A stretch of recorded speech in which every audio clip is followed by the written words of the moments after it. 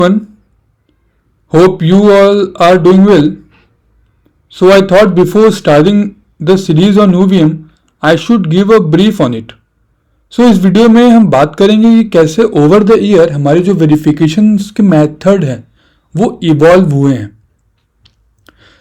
सो सभी ने Maurice law के बारे में सुना होगा.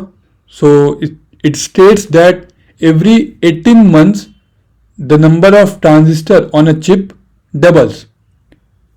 So in 1970s the number was 2K, means 2K के आसपास ट्रांजिस्टर होते थे हमारे एक चिप पे. पर नाउ जो हम आईसीज देखते हैं उनमें अप्रॉक्स 10 बिलियन ट्रांजिस्टर्स होते हैं.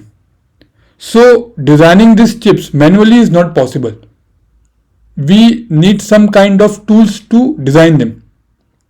So to be specific for verifications, company like Synopsys, Siemens, Cadence ये सारे वेरिफिकेशन के लिए EDA टूल्स प्रोवाइड करते हैं. अब इन टूल्स को हम यूज कैसे करते हैं अगर मैं आपको एक ब्रीफ दूं. सो हमने अपना RTL कोड डिजाइन कर लिया वेरीलॉग किसी भी एसडीएल लैंग्वेज में से वेरीलॉग या फिर सिस्टम वेरीलॉग.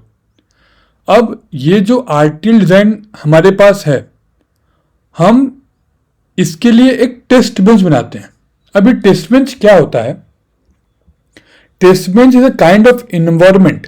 ओके, इस इन्वायरमेंट में हम अपने आरटीएल डिजाइन को डालते हैं और इस आरटीएल डिजाइन के अंदर हम जो भी इनपुट्स ये लेता है वो उस पर थ्रो करते हैं और जो भी एक्सपेक्टेड आउटपुट होता है जो भी आउटपुट देता है और जो भी एक्सपेक्टेड आउटपुट होता है हम दोनों को कंपेयर करते हैं. अगर जो कंपेयर्ड जो आउटपुट है इस ड्यूटी का अगर वो सेम है हमारे एक्सपेक्टेड आउटपुट से, so the design is working properly, right. सो ये एक छोटा सा ओवरव्यू था कैसे आपका वेरिफिकेशन होता है किसी भी आरटीएल डिजाइन का. अब देखिए वेरिफिकेशन इतना इंपॉर्टेंट क्यों है VLSI फ्लो में, क्योंकि अगर आपने कोई आरटीएल कोड लिखा, आरटीएल कोड और उसको वेरिफिकेशन के बिना आपने भेज दिया, फुली वेरीफाई किए बिना आपने उसको फैब्रिकेशन में भेज दिया, तो वो जो चिप रहेगा आपका जो फैब्रिकेट होगा उस आरटीएल कोड से वो तो स्पेसिफिकेशन को मीट ही नहीं करेगा ना, क्योंकि आपने वेरीफाई किए बिना अगर भेजा होगा तो अगर उसके अंदर कोई बग हुआ तो आप उसको पॉइंट आउट ही नहीं कर पाओगे. सो अब ऐसा होता है कि जो फैब्रिकेशन लैब होते हैं वो कोई सिंगल आईसी डिजाइन नहीं करते हैं, वो एक साथ ही में बल्क में थाउजेंड्स ऑफ आईसी डिजाइन करते हैं बेस्ड ऑन सेम आरटीएल. तो आप समझ सकते हो कि कैसे आपके एक सिंगल बग से वो पूरे 1000 ऑफ चिप्स हैं वो वेस्ट हो जाएंगे. सो हमें फैब्रिकेशन से पहले एक रिगरस वेरिफिकेशन का प्रोसेस परफॉर्म करना होगा अपने आरटीएल डिजाइन पे. ओके, सो आई थिंक आपको वेरिफिकेशन का जो इंपॉर्टेंस है वो समझ में आया होगा. ओके, सो अब मैं थोड़ा वेरिफिकेशन के हिस्ट्री में जाता हूँ, कैसे हमारा जो वेरिफिकेशन मेथोडोलॉजीज है वो कैसे इवॉल्व हुआ ओवर द ईयर. थोड़ा सा उसके ऊपर डिस्कशन करते हैं, तभी आपको जो अभी करंट में जो टेक्नोलॉजीज यूज हो रहे हैं उसके बारे में समझ में आएगा, क्योंकि वो टेक्नोलॉजी पुराने टेक्नोलॉजीज के ऊपर ही बिल्ड हुए हैं. Okay, so starting with 1980 we were using Verilog based test benches. ठीक है, उसके बाद we switch to system Verilog based test benches. उसके बाद हमारा यूवीएम टेस्ट बेंच आया और currently we are using verification IP ecosystem. So we will discuss on them one by one. So coming to our Verilog test bench. So पहले मैं आपको एक idea देता हूँ कि कैसा होता है. So हमने अपना आरटीएल कोड डिजाइन किया.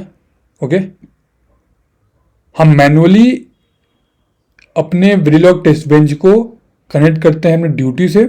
उसके बाद मैनुअली स्टिमुलस थ्रो करते हैं और उसको मॉनिटर करते हैं और फिर कंपेयर करते हैं. तो देखिए ये जब 1980 का टाइम था तो उस टाइम पे हमारा जो आईसी था उतना कॉम्प्लेक्स नहीं था, तो इसलिए जो आरटीएल कोड बनते थे वो भी इतने कॉम्प्लेक्स नहीं होते थे। तो यानी कि जो उस टाइम के जो आरटीएल डिजाइन थे उनके लिए ये test bench was okay, but as the RTL design evolve, the complexity of the designs increased, gate increased, so हमारा ये जो वेरिफिकेशन का टेस्ट, वेरीलॉग का जो टेस्ट बेंच था वो इफिशिएंट नहीं था। अब क्यों नहीं था, इसका जो इश्यू मैं बताता हूँ आपको। क्योंकि देखिए हम लोग जो स्टिमुलस थ्रो कर रहे थे वो मैनुअली थ्रो कर रहे थे, तो उसकी वजह से जो है हम कॉर्नर केसेस फाइंड आउट नहीं कर पा रहे थे। ठीक है, उसके बाद जो हमने कोड बिल्ड किया वो पर्टिकुलर था एक ड्यूटी के लिए, तो वो वापस से वो कोड अगर मैं वो टेस्ट बेंच किसी दूसरे ड्यूटी में यूज करना चाहूँ तो वो मैं नहीं कर सकता था। तो ये रीयूजेबिलिटी का जो कंसेप्ट है वो वेरीलॉग टेस्ट बेंचेस में नहीं है। उसके बाद आप समझ सकते हैं कि अब हर एक डिज़ाइन के लिए एक नया स्क्रैच से टेस्ट बेंच लिखना वॉज सो डिफिकल्ट, तो ह्यूमन इफर्ट कितना लगता था और साथ ही साथ वो प्रोसेस बहुत स्लो होता था। ठीक है, तो एक्सपर्ट्स ने डिस्कस किया कि कुछ ऐसा होना चाहिए, कुछ ऐसे फीचर्स होने चाहिए जिसकी वजह से हमारे जो हमने एक बार कोई कोड डेवलप कर दिया तो हम लोग उसको रीयूज कर पाएँ किसी दूसरे ड्यूटी के वेरिफिकेशन में। पूरा कोड नहीं मैं बोल रहा, पूरा कोड, लेकिन अगर उस कोड के कुछ स्निपेट्स भी अगर हम लोग यूज़ कर सकते हैं तो वो कितना ही टाइम सेव कर सकता है इस वेरिफिकेशन के प्रोसेस में। सो इन सब चीज़ों के, इन सब डिमेरिट्स को देखते हुए एक्सपर्ट्स ने डिज़ाइन किया एक नया लैंग्वेज, सिस्टम वेरीलॉग। सो सिस्टम वेरीलॉग क्या है, ये सारे फीचर्स कैरी करता है वेरीलॉग के ही, तो यानी कि ये एक एसडीएल लैंग्वेज तो है ही, साथ ही साथ इसके अंदर एक्स्ट्रा फीचर्स हैं जो कि इसको एक वेरिफिकेशन लैंग्वेज बनाता है। तो ये एक HDVL लैंग्वेज है, hardware descriptive and verification language. ठीक है, अब देखिए इसके अंदर फीचर्स क्या क्या ऐड ऑन्स हुए। सबसे पहला चीज़ तो है जो है कि क्लासेस। तो क्लासेस क्या है, ऑब्जेक्ट ओरिएंटेड प्रोग्रामिंग। तो जो भी फीचर्स होते हैं एक ऑब्जेक्ट उप्स में वो सारे हम लोग इंक्लूड कर सकते हैं अपने टेस्ट बेंच को बिल्ड करने के लिए, जैसे कि इनहेरिटेंस, पॉलीमरिज्म एक्सेट्रा। तो इससे हमारे कोड का जो रीयूजेबिलिटी है वो बढ़ जाता है। क्लास बिल्ड कर दिया हमने एक टेस्ट बेंच के लिए, अब वो स्निपेट, वो क्लास हम लोग अगर कंपैटिबल हो किसी दूसरे ड्यूटी में तो हम उसको वहाँ भी यूज़ कर सकते हैं। ठीक है, उसके बाद हमारा रैंडमाइजेशन का कॉन्सेप्ट आ जाता है। इसमें हम लोग अपने जो भी इनपुट स्टिमुलस थ्रो करते हैं अपने डिज़ाइन में वो हम रैंडमाइज कर सकते हैं। उस रैंडमाइजेशन के प्रोसेस से क्या होता है, जो मैनुअल इफर्ट था पहला चीज़ तो वो कम हो जाता है।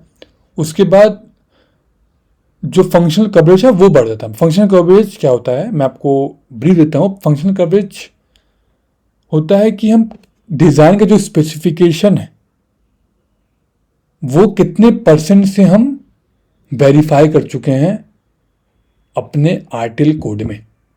तो एक्चुअली ये एक काइंड ऑफ मेजरमेंट है, एक मेज़र है कि अगर हमने 10% वेरीफाई कर लिया सो हम 10% ऑफ द स्पेसिफिकेशन को मीट कर रहे हैं।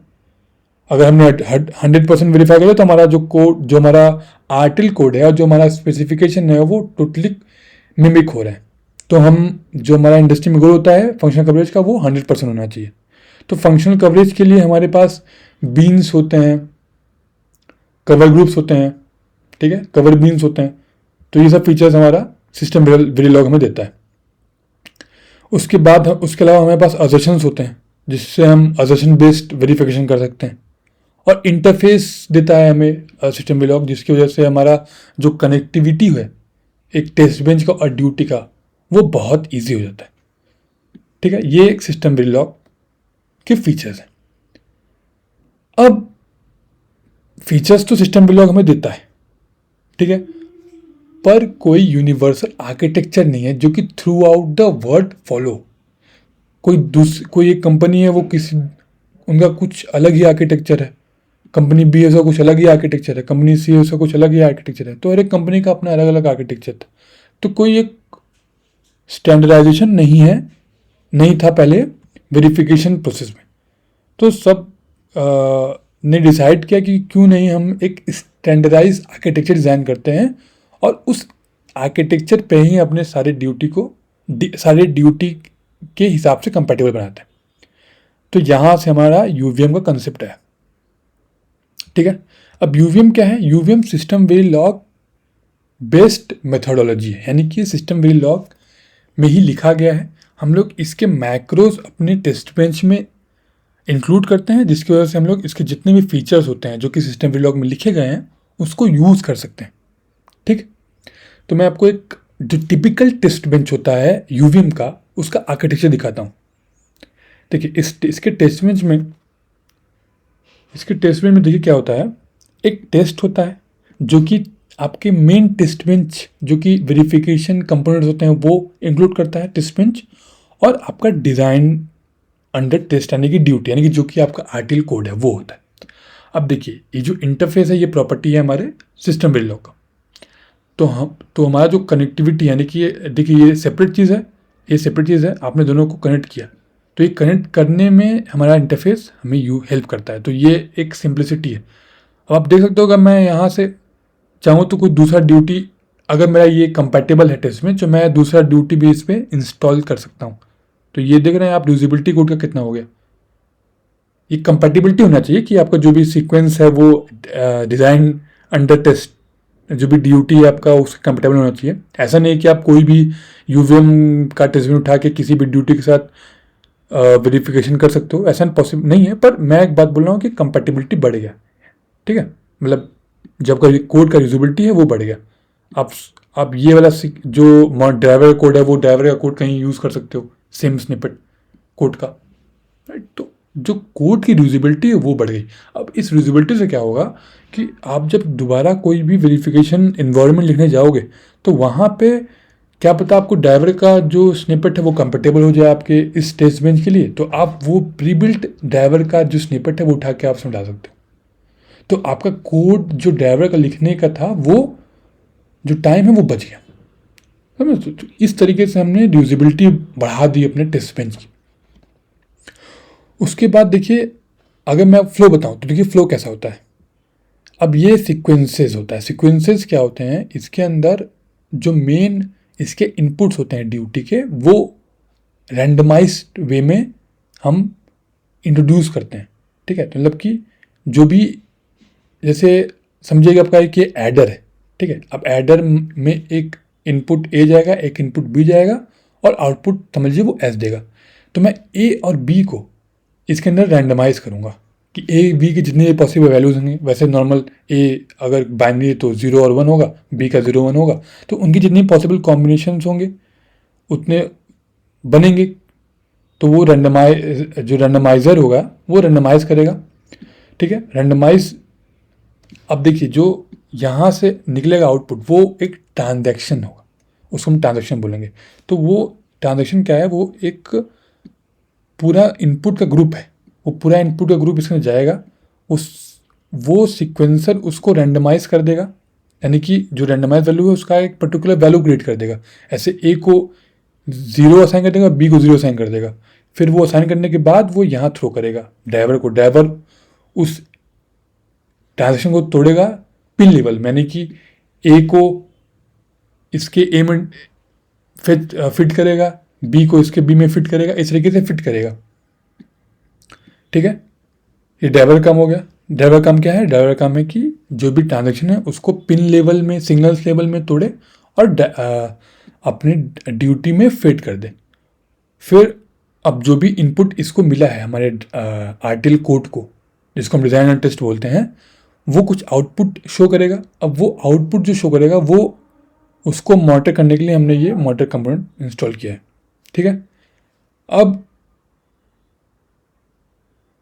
ये मॉनिटर क्या करेगा, उसको सेंड करेगा स्कोर बोर्ड में। स्कोर बोर्ड के पास क्या है, एक रेफरेंस मॉडल होगा जो कि मिमिक करेगा इसके बिहेवियर को। ओके, इसके बिहेवियर को मिमिक करेगा और कंपेयर करेगा कि जो मेरा आउटपुट इस ड्यूटी जो ड्यूटी दे रहा है क्या वो एक्सपेक्टेड आउटपुट के बराबर है जो कि मेरा रेफरेंस मॉडल दे रहा है। अगर यस, देन वो पार्ट इसका कवर हो गया। इसी तरीके से अलग अलग रैंडमाइज स्टिमुलस मैं इसके अंदर भेजते जाऊँगा और वेरिफिकेशन करते जाऊँगा, और मेरा गोल क्या रहेगा कि मैं अपने फंक्शनल कवरेज को 100 की तरफ ले जाऊँ। ओके, बेसिक आइडिया मिला। चलिए अब देखिए यूवीएम क्या क्या फीचर हमें देता है। सबसे पहला फीचर जो है वो है फैक्ट्री। अब फैक्ट्री क्या होता है, तो यूवीएम का एक एक समझ लीजिए फैक्ट्री है। तो फैक्ट्री में हम लोग अपने हर एक कंपोनेंट्स को रजिस्टर करते हैं। तो जो ये फैक्ट्री है ये हमें दो चीज़ों में हमें हेल्प करता है। पहला तो हर एक ऑब्जेक्ट का क्रिएशन, तो ऑब्जेक्ट क्रिएट करने में हमें बहुत सिंपलिसिटी हो जाता है इस फैक्ट्री की वजह से। और दूसरा ओवर ऐड करने के लिए हमें मान लीजिए कोई कंपोनेंट है जिसको हमें थोड़ा सा चेंज करना है, उसका कुछ इन्हांस करके, तो हम लोग सिर्फ एक लाइन ऑफ कोड से हम जो भी इंस्टांसेस हैं उस कंपोनेंट के उसको चेंज कर सकते हैं। तो ये फीचर्स हमें हमारा फैक्ट्री देता है। सीक्वेंसेस मतलब आप समझ सकते हो वो रैंडमाइजेशन वाला चीज़ जो रैंडमाइज कर रहा है हमारे ट्रांजेक्शन इस ड्यूटी के इनपुट्स को और थ्रो कर रहा है। तो उसके अलावा आपका कॉन्फ़िगरेशन डेटाबेस है। कॉन्फ़िगरेशन डेटाबेस क्या होता है कि जो आपके डेटा हैं वो हायरार्की पे जो कंपोनेंट्स हैं वहाँ से लोअर हायरार्की में जो कंपोनेंट्स हैं वहाँ पे सेंड करने में हेल्प करता है। कंफ्यूज नहीं होएगा, जैसे जैसे आप बिल्ड करोगे ना आपको सारी चीज़ें जो टर्म्स हैं ये सारी क्लियर होती जाएंगी। So you don't need to worry about the terminologies. बस माइंड में रखो कि ये अच्छा ये टर्म्स होते हैं, ये टर्म्स होते हैं। आप जैसे कोड करोगे ना वैसे आपको सारी चीज़ें क्लियर हो जाएंगी। उसके बाद फेज़ होता है। देखिए फेज़ क्या होता है, बेसिकली यहाँ पे हमें जो टेस्ट बेंच जो भी वेरिफिकेशन का प्रोसेस है वो 3 मेन फेज में कैरी होता है। एक होता है बिल्ड फेज जिसमें हमारा सारा यूवीएम का कंपोनेंट है और जो ये यूवीएम का आर्किटेक्चर है वो बिल्ड होता है। उसके बाद होता है कनेक्ट फेज जिसमें हमारा सारा ये कनेक्शन होता है हर एक के बीच का, हर एक कंपोनेंट्स के बीच का। और फाइनली रन होता है जिसमें हम ये स्टिमुलस थ्रो करते हैं और मॉनिटर करते हैं और स्कोरबोर्ड में कंपेयर करते हैं। तो ये जो स्टेप्स होता है ना ये वेरिफिकेशन फेज का, ये एक स्टैंडर्डाइजेशन प्रोवाइड कर देता है हमें। और जो लास्ट है वो टेलम पोर्ट है। टेलम पोर्ट का इंपॉर्टेंस आपको तब समझ में आएगा जब आप एक टेस्ट में लिखोगे नॉर्मल सिस्टम वेरिलॉग में और फिर यूवीएम में, ठीक है। वहाँ पे क्या होता है, वहाँ पे भी कंपोनेंट्स कुछ हम डिज़ाइन करते थे और अगर हमें एक कंपोनेंट से दूसरे कंपोनेंट में कोई डेटा सेंड करना होता था तो वहाँ पे हम यूज़ करते थे मेल बॉक्सिंग का। अब मेल बॉक्सिंग क्या करता है, हमारे दो कंपोनेंट्स को हार्ड वायर्ड मतलब कि उन्हें कनेक्ट करता तो है पर फ्लेक्सिबिलिटी नहीं देता है ब्रॉडकास्टिंग वगैरह का। तो जो टीएलएम पोर्ट है ना, ये टीएलएम पोर्ट हमें ब्रॉडकास्टिंग का फीचर प्रोवाइड करते हैं। तो ये सब फीचर्स हम आगे देखेंगे, ठीक है। You just have to keep these keywords in mind. आपको अभी इनमें ना जोर डालना है, मैं आपको सब कुछ एक्सप्लेन करूँगा इस सीरीज़ में, ठीक है। तो देखिए बेनिफिट्स क्या मिलते हैं हमें इस यूवीएम से। पहला तो रीयूजेबिलिटी, मैंने आपको एक्सप्लेन कर दिया। रीयूजेबिलिटी मतलब कि सेम स्निपेट ऑफ कोड अगर कंपैटिबल है किसी दूसरी ड्यूटी में तो हम उठा के वो स्निपेट उसके टेस्ट बेंच में यूज़ कर सकते हैं। तो जो हमारा बिल्डिंग टाइम है वो कम हो जाता है और ह्यूमन एफर्ट कम हो जाता है। उसके बाद स्टिमुलस यानी कि रेंडमाइज्ड स्टिमुलस, ठीक है। कॉन्फ़िगरेशन बहुत यूज हो जाता है क्योंकि स्टैंडर्डाइज्ड है ये सारी चीज़ें, तो हमें एक सिंपल स्टेप्स फॉलो करने हैं और कॉन्फ़िगर हम कर सकते हैं अपने ड्यूटी को वेरिफिकेशन इन्वायरमेंट से, ठीक है। तो ये सारे फीचर्स हैं। अब एक्सपर्ट ने एक चीज़ नोटिस करी कि same kind of process, same kind of building process हम लोग कर रहे हैं हर एक ड्यूटी में। तो एक्सपर्ट्स ने क्या किया, वेरिफिकेशन आईपी नाम का एक मेथोडोलॉजी बोल सकते हो आप, उसको इंट्रोड्यूस किया। अब देखिए ये क्या, ये बहुत सबसे सिंपल और इजी बोल सकते हो आप मेथोडोलॉजी है वेरिफिकेशन में जो अभी तक हम लोग यूज़ करते हैं। ये नॉर्मल प्लग इन मेथड होता है। इसमें आप अपने ड्यूटी को वीआईपी टेस्ट बेंच से प्लग इन करो और वेरिफिकेशन स्टार्ट कर सकते हो। तो आपका जो बिल्डिंग जो टेस्ट बेंच को बिल्ड करने का जो हेडेक है इंजीनियर्स का वो खत्म हो जाता है from writing the codes from the scratch. अगर मैं समझाना चाहूँ इसको कि कैसे ये वर्क करता है कैसा होता है तो मैं आपको बताता हूँ। आप यहाँ पे टेस्ट बेंच लिखते हो, राइट, ड्यूटी आपके पास है। अब ये जो कंपनीज होती हैं वो अपना खुद का वीआईपी सेल करती है। जैसे मैं अगर बात करूँ मिंटर ग्राफिक्स का जो कि अभी सीमेंस ने उसको टेक ओवर कर लिया है, तो उनका एक कोस्टा वेरिफिकेशन आईपी आता है। तो ये वेरिफिकेशन आईपी हर एक कंपनीज के थ्रू सेल होती हैं। तो हर एक कंपनी अपना वीआईपी सेल करती हैं। तो वीआईपी क्या करता है, वीआईपी समझ सकते हैं आपकी एक एजेंट है। ये जो एजेंट है ये प्री बिल्ट एजेंट होता है वीआईपी के अंदर। आपने वीआईपी खरीदा, ठीक है, अपने टेस्ट बेंच में उसको इम्बेड किया, ड्यूटी के साथ कनेक्ट किया और now you can start the verification process. आपका ये बिल्डिंग का जो हेडेक है वो खत्म हो गया। ओके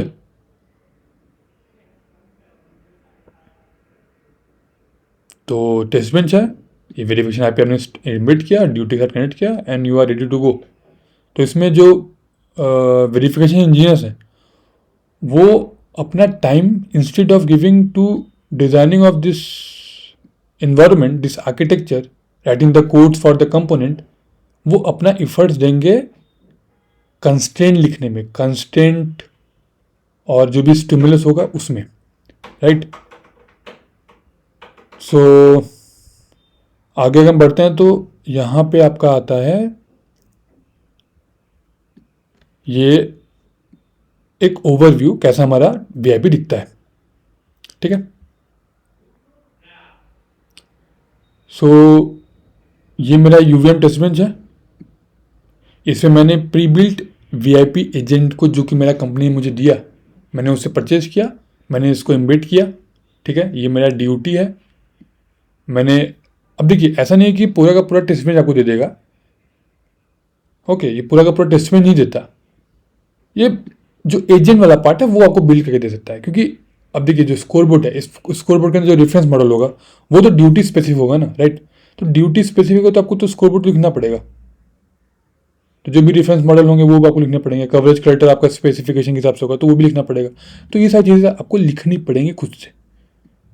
जो बाकी जो एजेंट का कोड है वो आपको मिल गया, ठीक है।